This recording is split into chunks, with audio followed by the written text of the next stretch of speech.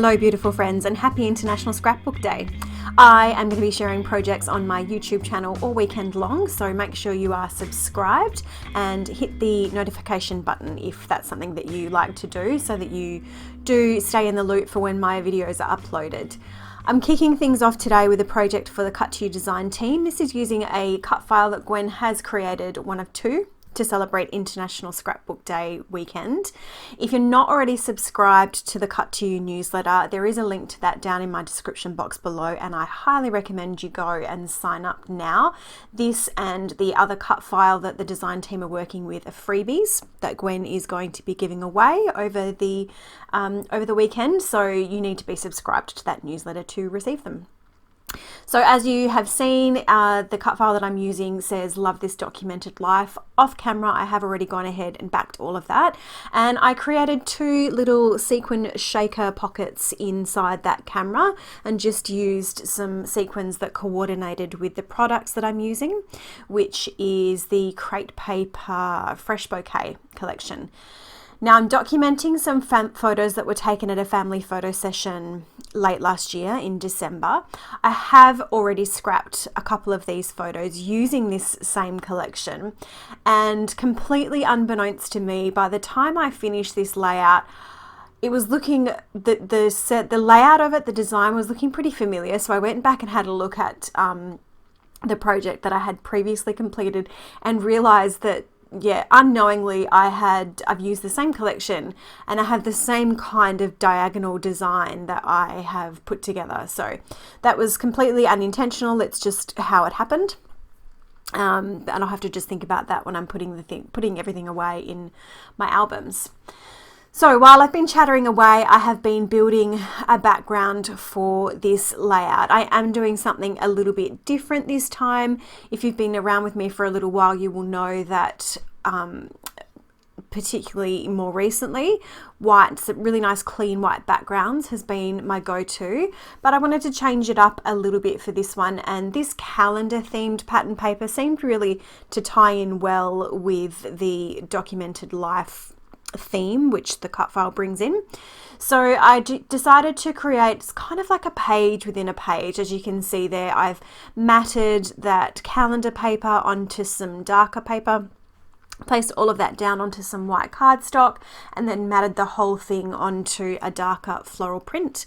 I ran it through my sewing machine and just really roughed up the edges to make sure that I had lots of texture added into those layers. And now I'm coming in with my Liquitex acrylic ink in gold, which is it's my favorite way to get some gold splatters. Did seem to be having a little bit of trouble with it this time though. I think I chose the wrong paintbrush. So I'm just going to splatter that around on the background there, just to bring in a little bit of gold, a little bit of shimmer to this layout. So I've got my two photos and I've trimmed them down to squares. They should be roughly 4 by 4 inch, and they're matted onto some white cardstock. And now I'm just going to add some pattern paper layers behind them. These are pattern papers from the 6x8 paper pad from the Fresh Bouquet collection. So some of them do have gold foil on them, which is a bonus. If you're not someone that's ever purchased the 6x8 paper pads, particularly for the Crate Paper collections, I definitely recommend checking it out. Aside from being really great for backing cut files because the patterns are on a much smaller scale, the 6x8 paper pads often do have features in the papers that you don't get in the 12x12 papers or the paper pads. So in this case, it's gold foil, and I've chosen to use that soft grayish blue with the gold foil pattern through it. And I wanted to add some softness behind these photo mats. So I've just grabbed some tissue paper. It's been ruffled up a little bit, so it's got lots of nice texture to it, and I doubled that up. So if I'm adding tissue paper behind something in my layout, I'm almost always adding a double layer. For me, that's just that little bit more visually appealing. So now that I've done that, I'm going to bring my layout back in where I haven't yet.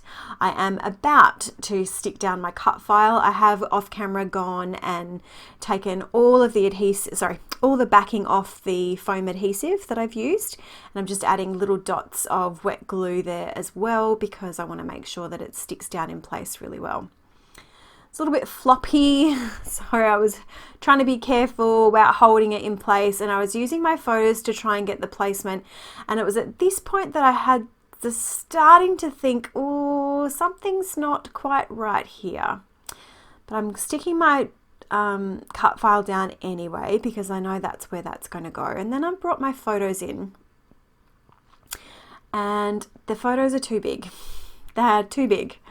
So I reprinted them in a smaller size. I very carefully peeled my photos and my patterned paper off what I had already created and repurposed it and reused it for these smaller size photos. So I didn't actually waste anything, just the 2 photos, which I don't really think are wasted anyway, because I've popped them back into my stash of photos, and who knows, I might use those again another time. But this smaller format of these photos definitely works much better. And I'm just going to tuck those in there. I don't know, something about it, when I was creating this, something about it didn't look right, and I couldn't figure it out at the time. But when I started watching back this video to edit it, it hit me in the face. It really hit me. These were originally landscape photos, so they were the traditional 4x6 size, and I've trimmed them down to squares. And I actually really think that they would have looked, the whole design of this page would have looked better if I had left them as landscape photos. I feel like it would have been a little bit more balanced, but that's okay. The end layout turns out just fine, and I make it all work. It's just one of those things that, yeah, when you're staring at it, it's really hard sometimes to step back and take a really good critical look at what's not working. And on this occasion, it didn't come to me, so I didn't think to fix it up, and I just went with it, and that's fine. So as I mentioned in the start of this video, I do end up creating something with a diagonal design. So I'm moving from the top left down to the bottom right. And once I'm finished embellishing, this layout turns out very, very busy for me. It's much busier than anything that I would normally, or anything that I have been creating more recently. It could be the addition of the pattern paper background that contributes to that, but yeah, overall, it's a very busy layout. Lots of colors, lots of contrast. Not something that I would normally do, but I'm quite happy with it. I'm glad that I tried something a little bit different.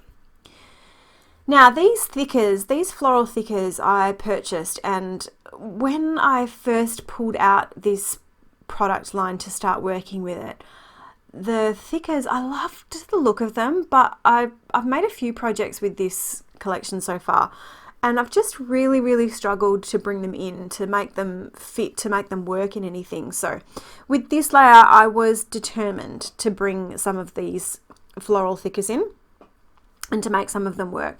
So I can't recall right now how many I end up getting on the page, but I'm pretty sure it's more than one. I think I get 2 or 3. Maybe it's just 2, but we'll soon see.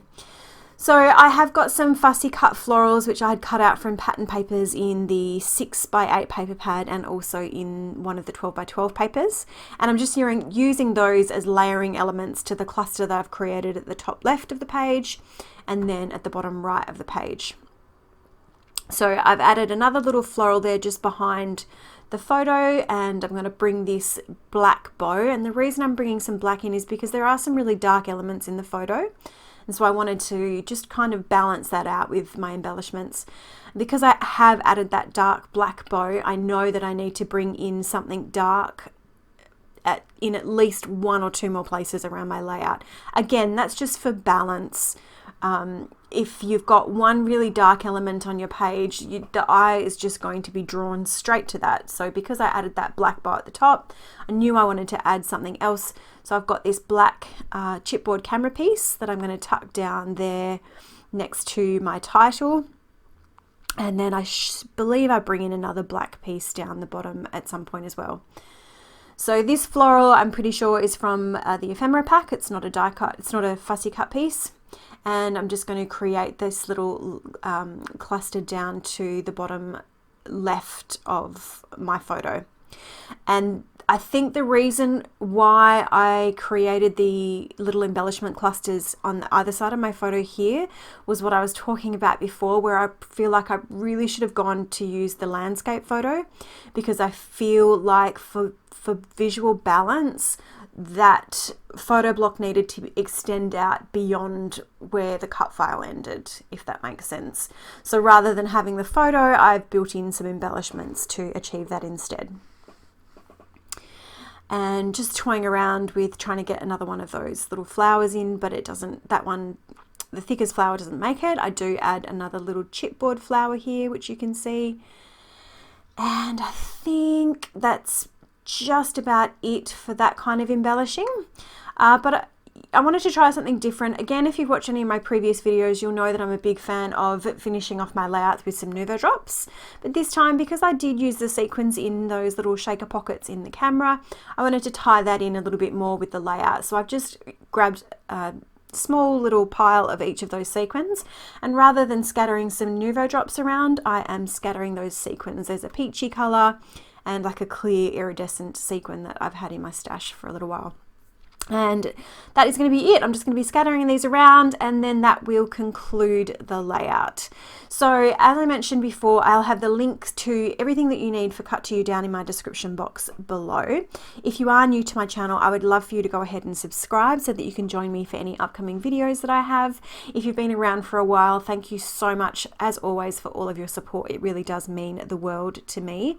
If you are interested in helping me to grow and build my channel, the best way that you can do that is by leaving me a comment, giving me a thumbs up, or even adding me to a playlist to watch later. All that kind of engagement that YouTube creators get really does help us to build and grow our channels.